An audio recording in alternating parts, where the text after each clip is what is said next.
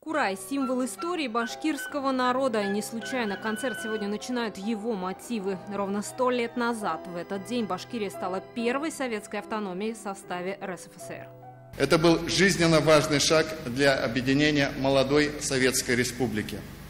Так, век назад было положено начало формированию федеративной модели нашего государства, его национально-культурной политики.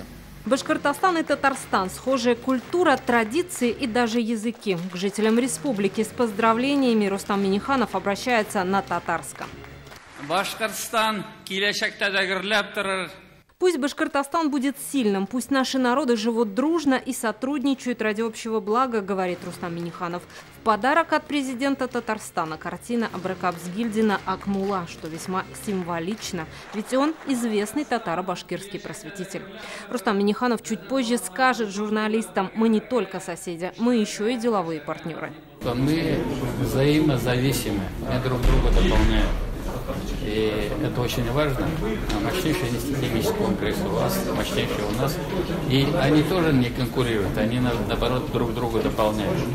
В зале сегодня танцы и песни разных народов. Башкортостан – многонациональная республика. Только татар порядка 500 000. Во мне течет и татарская, и башкирская кровь, поэтому мне все, что связано с культурой Татарстана и Башкортостана, с историей этих двух народов, очень близко. В Башкирии мы читаем вторую родину.